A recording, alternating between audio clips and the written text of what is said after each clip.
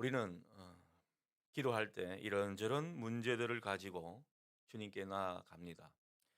뭐 개인적인 일도 있고 교회를 위한 기도 제목도 우리 가운데 있습니다.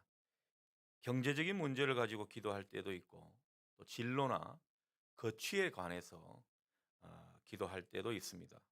어떤 분들은 자녀나 가족 간의 문제에 대해서 뜨겁게 기도할 때도 있죠. 좀 신앙이 깊은 분들은 이 땅에 평화가 임하고 부정부패로 얼룩진 우리 사회, 다시 한번 하나님의 정의가 세워지기를 고대하며 기도할 때도 있습니다. 복음으로 통일이 되는 그 간절한 마음을 기도에 담기도 하죠. 자, 그런데 주님께서 만일 우리가 기도하는 그 모습 가운데 찾아오셔서 우리에게 이렇게 물으신다면 여러분은 어떻게 대답하시겠습니까? 너희는 내가 이 모든 일을 너희가 기도하는 그 모든 기도 제목에 대해서 내가 다 이룰 수 있고 할 수 있다고 믿느냐? 이렇게 여러분들에게 가까이 다가오셔서 물으신다면 여러분은 어떻게 말하시겠습니까? 어떻습니까? 자신 있습니까? 어떤 분은 아, 기도하는 그 모든 일을 우리 주님께서 해결해 주실 수 있다는 그런 믿음으로 기도하는 분이 있는가 하면 어떤 분은 기도해야 되니까 기도 안 하면 뭔가 불안하고 기도 안 하면 뭔가 이루어 주시지 않을 것 같으니까 기도하게 되는 뭔가 강박이 그 속에 있어서 기도하는 분이 있습니다. 아니면 뭐 하나님께 넋두리를 늘어놓거나 또는 들으는 달라 이런 심정으로 기도할 때도 있죠. 우리가 기도할 때 정말 중요한 거 하나를 꼽으라면 여러분 뭘 꼽으시겠습니까? 우리가 정말 기도하는 그 기도 제목에 믿음으로 기도하고 있는가? 아마 이게 제일 중요한 문제가 아닐까 싶습니다. 여러분, 믿음으로 기도한다는 것은요, 우리 기도를 들으시는 그 주님의 능력에 대해서 그 자체에 대해서 우리가 신뢰하고 있느냐? 이것입니다. 기도할 때 이게 굉장히 중요하더라는 거죠. 자, 어제 말씀에서 우리가 하나님 나라를 회복하는 데는 죄 사함의 은총을 얻게 하는 회개가 있어야 된다는 것을 말씀드렸습니다. 그래서 어제 베드로 사도는 주님이 주시는 새로운 날, 우리 마음이 유쾌한 날이 오기 위해서는 회개하고 하나님께 돌이켜야 합니다. 그렇게 회개를 강력히 촉구했던 것이죠. 자, 그런데 하나님 나라를 회복하는 데는 한 가지 축이 더 있습니다. 그게 바로 믿음이라는 것입니다. 예수님께서 복음을 전파하시면서 어떤 말씀을 하셨습니까? 하나님 나라가 가까이 왔으니 회개하고 복음을 믿어라. 이렇게 말씀하셨거든요. 하나님 나라. 이 하나님 나라는 주님이 다스리시는 나라입니다. 주님이 다스리시며 새롭게 우리에게 은혜를 베푸시는 그 하나님의 세계가 펼쳐지는 그것을 의미합니다. 그런 하나님 나라가 회복되기 위해서는 회개가 선행되어야 하고 또 믿음이 전제가 되어야 합니다. 우리에게 믿음이 있어야 한다는 것이죠. 그래서 이 하나님 나라 회복은 하나님의 섭리가 분명히 우리 눈에 확인되고 또 하나님의 역사가 느껴지는 이런 것을 수반하게 되는데 그 속에서 하나님의 은혜가 경험되는 것입니다. 여러분, 하나님 나라 회복이라는 것은 결국은 하나님의 그 은혜가 우리 삶 가운데 경험이 되고 있느냐 이걸로 우리가 판단할 수 있는 것이거든요. 여러분 삶 가운데 하나님 나라가 펼쳐질 수 있기를 축복합니다. 그만큼 하나님의 은혜가 우리 삶 가운데 경험되는 일이라는 것입니다. 자, 이 일을 위해서는 무엇이 필요하다고요? 믿음이 필요합니다. 우리의 믿음이 필요하다는 거죠. 하나님의 은혜로 우리 삶을 채우려 하게 될 때 믿음이 필요하다는 것입니다. 우리가 하나님과 더 가까워지는 관계를 위해서도 우리의 믿음이 필요한 것입니다. 사실 우리가 하나님께로부터 멀어져 있거나 뭔가 하나님과 관계가 문제가 있을 때 보면 대체로 믿음의 문제가 있습니다. 믿음이 식어졌거나 믿음이 없는 경우가 확인되더라는 거죠. 뭔가 우리가 하나님과 소원합니까? 하나님 편에 서지 못한 것 같은 그런 모습이 우리에게 있습니까? 믿음의 문제가 있더라는 거예요. 우리 믿음이라는 게요, 늘 우리 안에 불일 듯 일어나면 좋겠는데 그렇지가 못하더라는 거죠. 우리 인간은 다 연약하고 우리 인간은 세상의 악한 기운에 늘 영향을 받습니다. 그래서 여러분들이 날마다 경험하지 않습니까? 어제는 믿음이 충만했는데 오늘은 완전히 믿음이 쪼그라든 것 같은, 거기서 여러분이 이게 인생이 뭔가, 신앙 생활이 뭔가 회의가 밀려 들어오는 것이죠.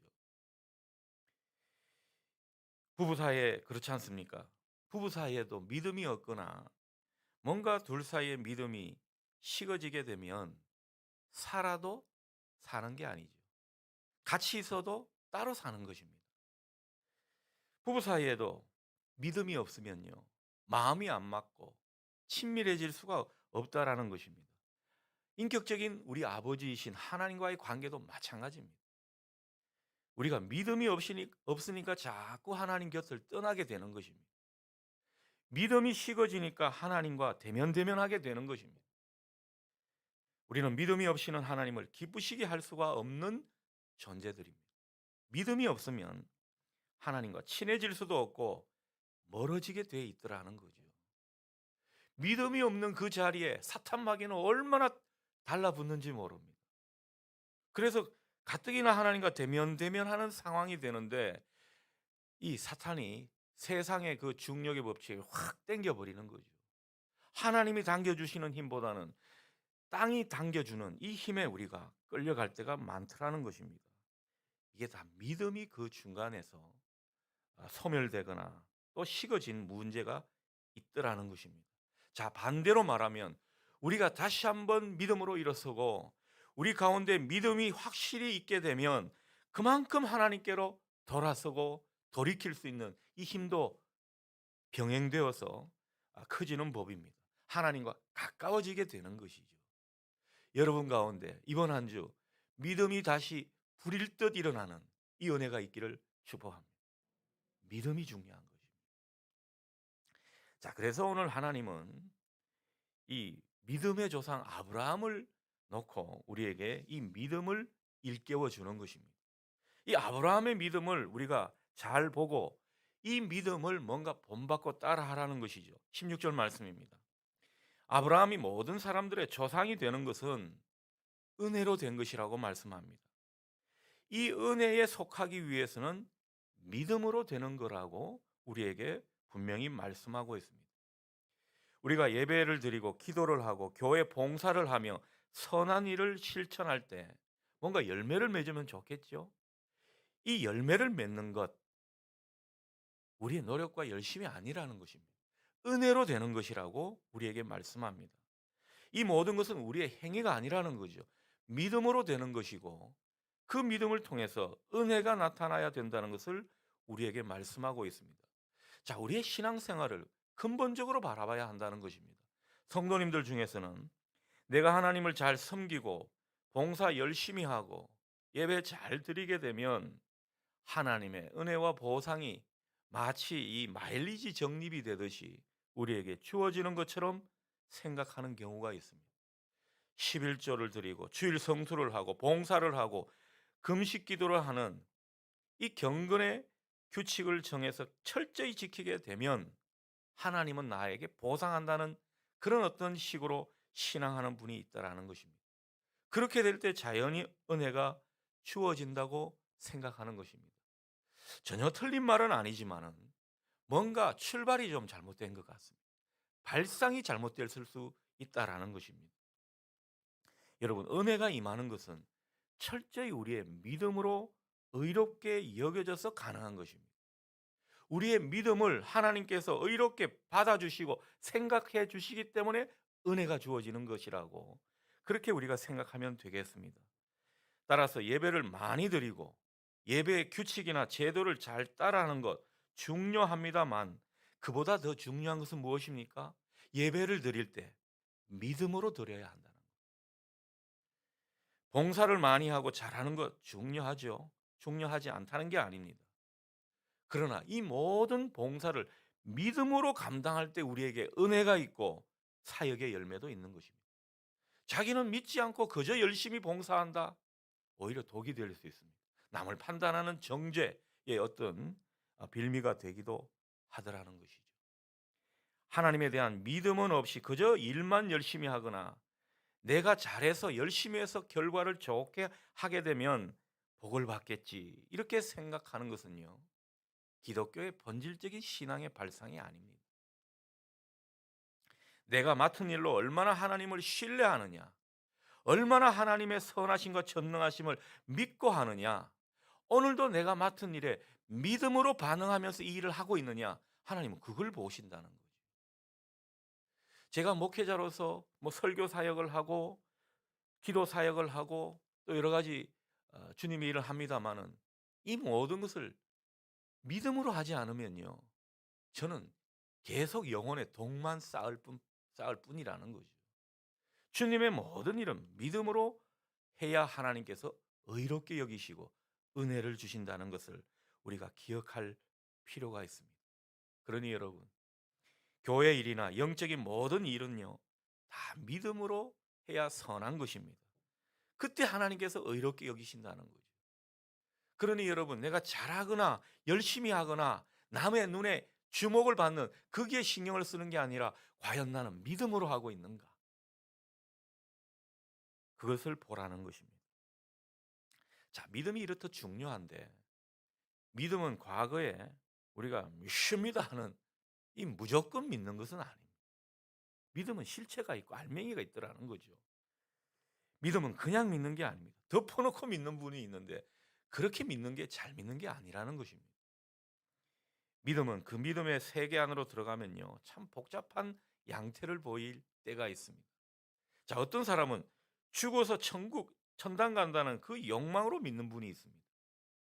어떤 분은 이 믿음을 가지고 병이 나았다는 그 소리를 듣고 자기 병이 낫기를 바라는 그 기대로 신앙을 하는 분이 있더라는 것입니다. 어떤 분은 사업 때문에 사업이 잘 되는 그 문제를 바라고 신앙하는 경우도 있고, 어떤 분은 자식이 잘 된다는 그 욕망으로 예수를 믿는 경우가 있습니다. 어떤 사람은 착하게 살려고, 뭔가 이 기독교 신앙을 가지면 좀 착하게 살 것 같으니까 그렇게 신앙의 동기를 가지고 믿는 분들이 있을 수 있고, 불안한 마음에, 내가 신앙을 가지면 이 불안한 마음에 위로를 받을 수 있다는 이런 어떤 동기로 믿음을 가지게 됩니다. 그러니 우리 믿음도 일일이 따지고 보면요, 제각각입니다. 여러분은 어떤 믿음의 동기가 제일 앞서고 있습니까? 자, 그런데 우리가 믿음의 양태는 다 다를 수 있지만은, 그러나 하나님께서 우리를 의롭게 여기시는 믿음은 어떤 것인가? 그걸 우리가 볼 필요가 있습니다. 어떤 믿음이 있어야 우리 삶에, 우리 교회 가운데, 우리 가정 가운데 하나님 나라가 회복될까? 이게 중요하다는 것이죠. 그래서 오늘 아브라함을 보는 겁니다. 아브라함은 도대체 어떤 믿음을 보였길래 하나님께서 그를 의롭게 여기시고 믿음의 아버지로 오고 오는 모든 사람들에게 추앙을 받게 하셨는가? 이 아브라함의 믿음의 특징은 무언가? 우리가 이걸 보는 것입니다. 이게 참 우리에게 중요한 문제죠. 자, 17절을 보십시오. 아브라함의 믿음이 어떤 것인가 봅니다. 죽은 자를 살리시고 없는 것을 있는 것 같이 부르시는 하나님을 믿는 믿음이라고 오늘 17절 말씀은 우리에게 소개하고 있습니다. 여러분, 아브라함의 이 믿음, 이 확신 때문에 믿음의 조상이라는 아주 영광스러운 그런 이름을 얻게 된 것입니다. 죽은 자를 살리시고 없는 것을 있는 것 같이 부르시는 하나님을 믿었다라는 것입니다. 자, 그러고 보면 이 아브라함의 믿음의 특징은 무엇입니까? 자기가 머리로 생각하고 자기가 뭔가 이해의 범주 안에서 하나님을 재고 생각하고 따져본 그런 모습이 아니라는 것입니다. 아브라함의 믿음의 특징은 무엇입니까? 하나님이 이 약속을 주셨으니까 그 약속 자체를 믿은 것입니다. 이 약속을 주신 약속 자체를 믿는다는 것은 그 약속을 주신 분 자체를 믿는 것이라고 할 수가 있겠습니다. 그 약속의 말씀에 대해서 전폭적으로 믿고 살았던 사람이 바로 아브라함입니다. 그렇게 아브라함은 이미 죽은 것 같았던 그 아내의 몸에서 새로운 생명이 탄생하는 것을 보게 된 것입니다. 여러분, 이 사라의 그 몸에서는 생명이 도저히 잉태될 수 없는, 그래서 성경은 죽은 몸 같았다고 표현하는 것입니다. 그런데 하나님께서 말씀을 주시고 약속의 언약을 주시니까 그 자체를 믿게 된 것입니다. 그러니 죽은 것 같았던 그 아내의 몸에서 생명이 잉태된 것입니다. 놀라운 결과를 하나님께서 반응해 주신 것입니다. 자, 오늘날 우리의 신앙으로 보면 어떤 것입니까? 십자가 신앙입니다. 여러분, 이 십자가는 하나님의 한량없는 은혜의 증표죠. 하나님이 우리를 이처럼 사랑하신다는 그 사랑의 증거가 이 십자가에 다 농축이 되어 있습니다. 그래서 십자가의 그 예수님의 죽음은 이 하나님의 사랑이 극대화되고 폭발하여서 새로운 생명을 낳게 하신 것입니다. 그래서 우리는 십자가를 바라보면서 예수 그리스도의 죽음은 영원히 사라지는 것이 아니라 반대로 영원한 생명을 일으키시는 것을 우리가 확인하고 믿게 되는 것이죠. 그러니 우리가 십자가를 믿는다는 것은 십자가를 통해서 부활이 나타나고 죽음 뒤에 영원한 생명이 찾아온다는 이 사실을 믿는 것입니다. 자, 그런데 여러분, 이게 우리의 이성과 우리 머리 회전으로 믿어지던가요? 십자가의 언약은요, 우리의 이성의 범주로는 도저히 믿을 수가 없는 것입니다. 우리가 어떻게 믿었습니까? 하나님 아버지께서 우리에게 말씀하시고 약속하시니까 우리가 그 약속을 그대로 받아들인 겁니다. 아마 여러분들은 그 약속을 받아들인 사람으로 제가 이해가 됩니다. 그렇지 않습니까? 그렇게 해서 믿게 된 것이라는 거예요. 도저히 우리 머리로는 믿을 수 없는 것이지만은, 그러나 하나님 아버지, 이렇게 신실하시고 전능하시고 우리를 이처럼 사랑하신다는 그 하나님 아버지께서 우리에게 약속을 주셨으니까 제가 그 약속을 받아들이겠습니다. 이걸 순수하게 순진하게 약속을 받아들이니까요, 그때부터 성령이 역사하셔서 알게 해 주시고 깨닫게 해 주시고 이 신비를 이해의 범주로서 우리가 받아들이게 해 주셨다는 거죠. 이게 얼마나 큰 은혜고 또 얼마나 큰 신비입니까?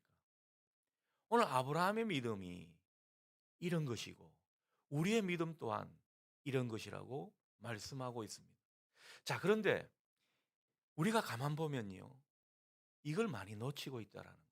처음에 믿을 때는 하나님의 그 약속의 말씀 자체를 신뢰하고 받아들였는데, 언제부턴가 자기가 똑똑해지고 살만하니까 자꾸 이해의 범주로서 내 머리로서 하나님의 말씀을 판단하고 하나님의 약속을 재고 있더라는 거죠.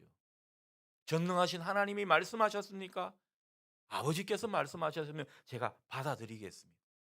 여러분, 이 믿음이 우리 가운데 회복되어야 한다는 거예요. 예전에 우리 믿음의 선배들, 그리고 초창기 기독교가 들어왔을 때는요, 정말 하나님의 약속의 말씀이라면 크기에 벌벌 떨고 그것을 받아들이고 믿는 이런 순수함이 있었습니다.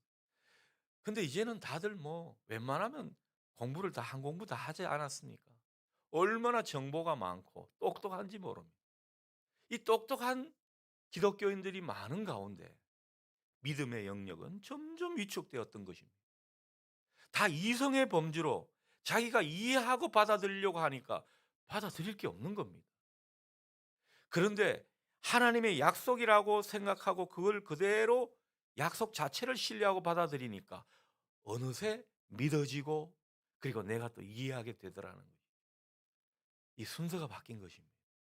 여러분, 다시 한번 이 순서를 제대로 하실 수 있기를 축복합니다.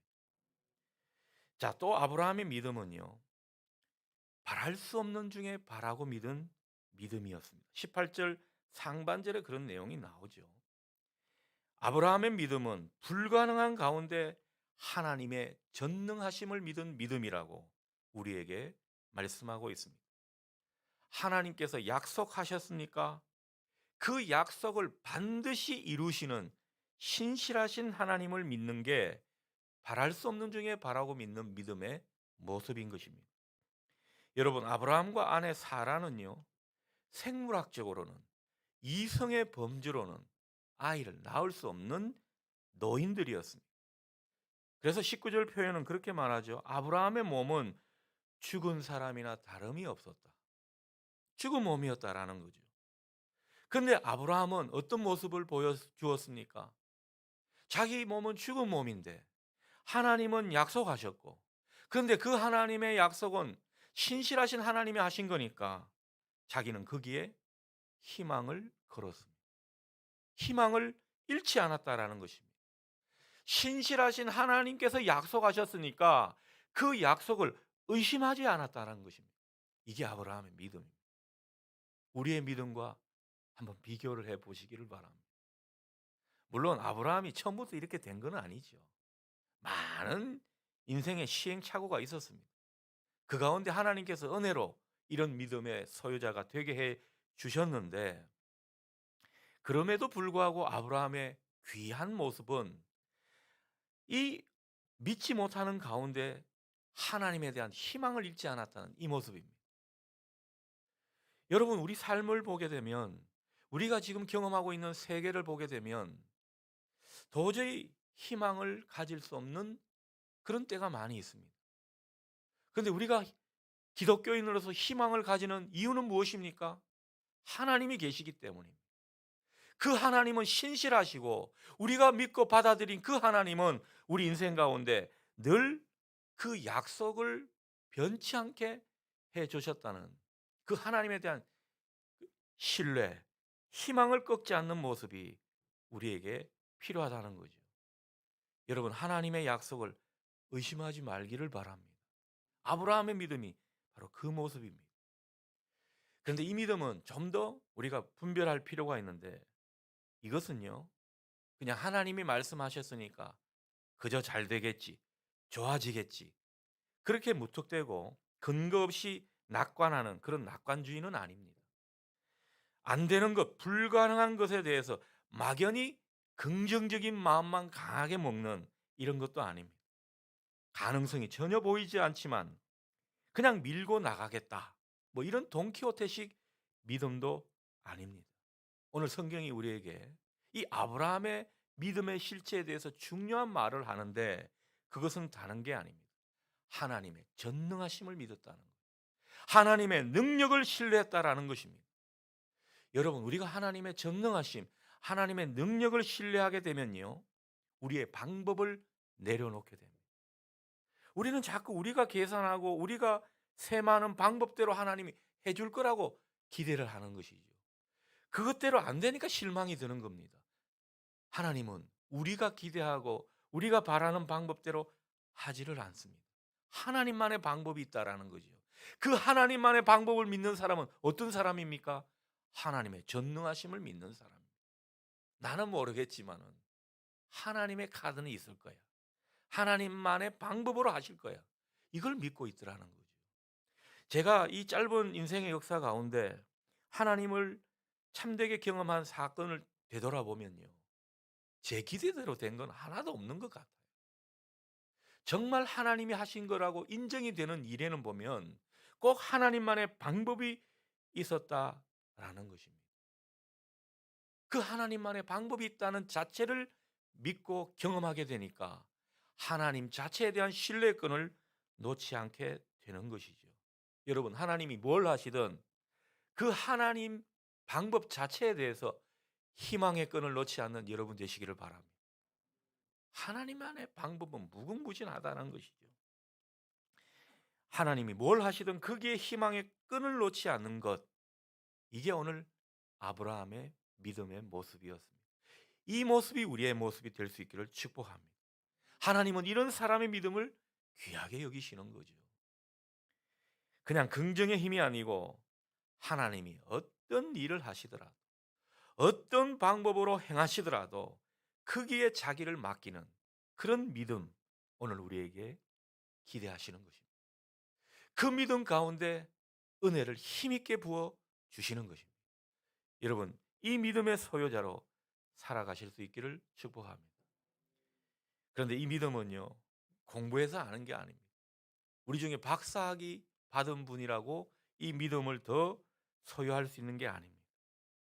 이 믿음에는 중요한 원리가 있습니다. 이 믿음을 어떻게 얻습니까?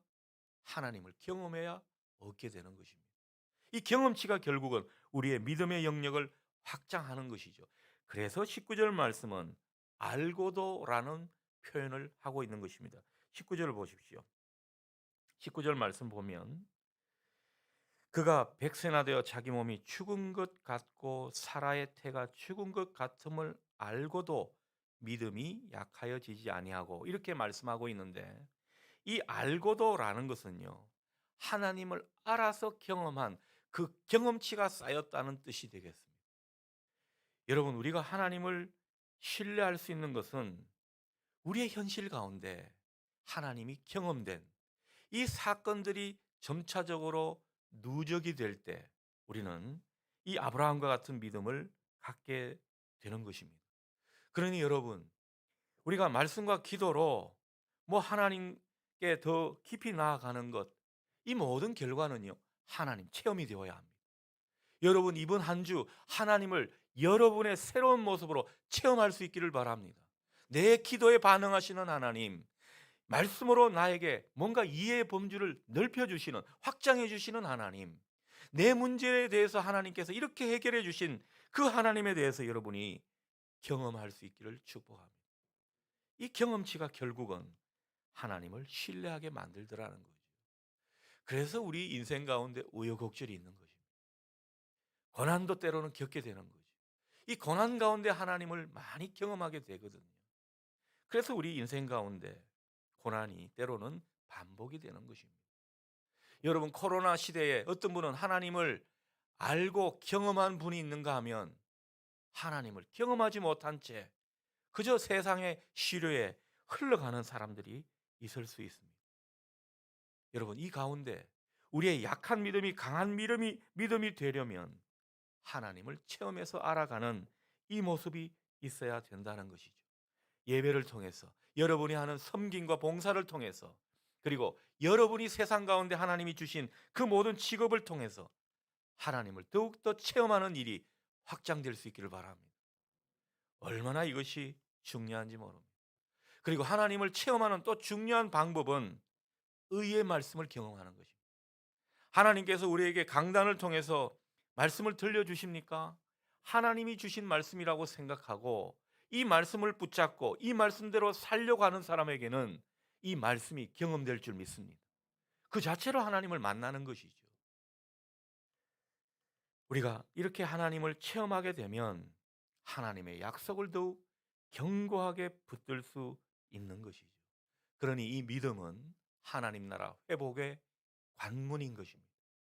우리가 새로운 날을 맞아서 하나님의 섭리와 역사하심, 은혜를 강하게 느끼고 체험하는 그런 삶으로 들어가는 현관이 바로 믿음입니다.